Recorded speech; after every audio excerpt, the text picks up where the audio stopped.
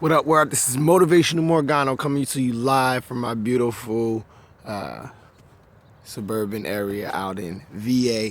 Just those who've been following me for a while, y'all understand that I've been talking about this faith and this fear thing for a while.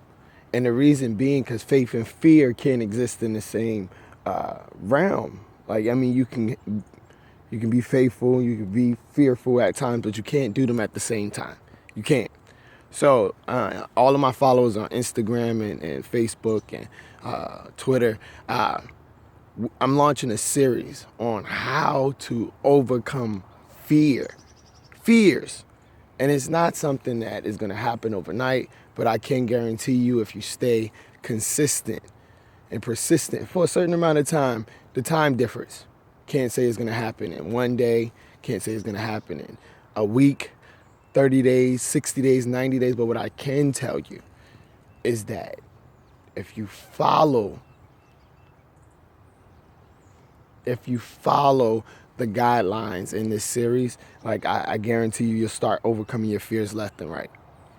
And then you'll be like I am, which I make it a hobby to overcome fears. Like, I don't spend any time in negativity. I remain positive, and it's because I'm remaining faithful, and that's what charges faith, positivity. So, and guess what gets charged by negativity? Fear, doubt, worry, anxiety. So this series, if you've been following Instagram, the last three, we said it's the 6 fears. There's more fears out there, but there's 6 high fears that cause people to miss out on life, miss out on their purpose, miss out on their dreams, just not be able to live the life that in all honesty, God intended for us to be.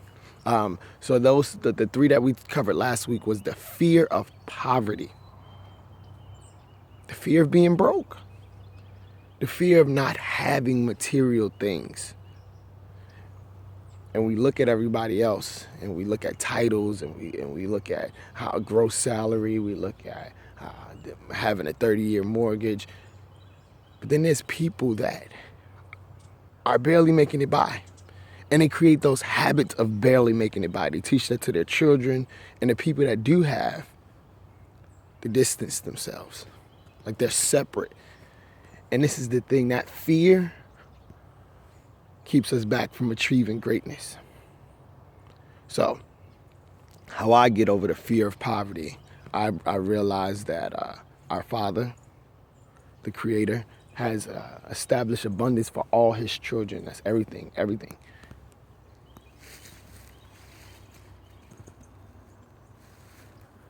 I mean, that's the woods.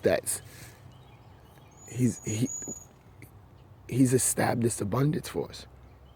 So I know that anything that's due to me, it'll come. Change your mindset about money. Money comes to you easily.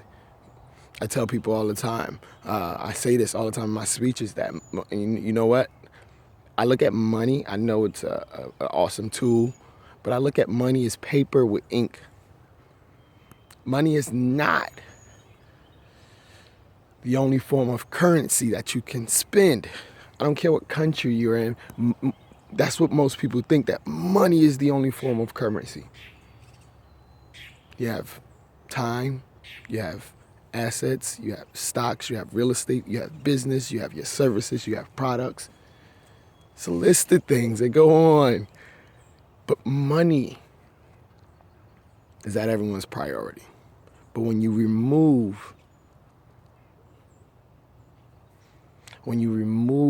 the want and need and the power of money, it allows you to remove that fear of poverty, because you don't ever have to worry about wanting for anything.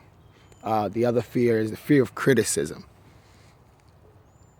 Fear of worrying about what people think about you. I live my life by that.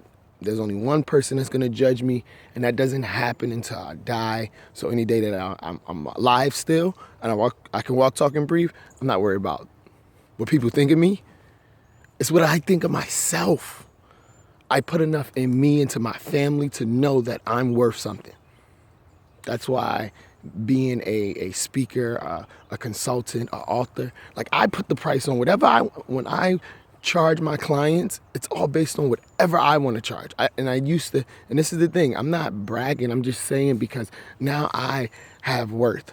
I know my worth. So the fear of being criticized by anybody, by what I say, think, or feel, no.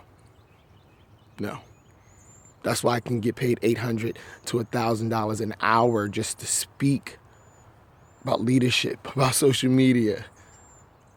So, fear of criticism, you have to overcome that. The next fear is the fear of ill health. There are hypochondriacs, there are people that are OCD. Like, this is the thing. If you're living your life right and you're remaining positive and you are putting the right stuff in your body, creating habits of, like, this is the thing. You can eat sweets, you can eat snacks. It's just not about overdoing it. Too much of anything is a bad thing. The other fear, before my video runs out, the other fear is the fear of death and the fear of loss of a loved one. So check out the video series. I'm going to be getting in-depth details about overcoming each of these fears. So stay blessed. Positive energy activates constant elevation. 1.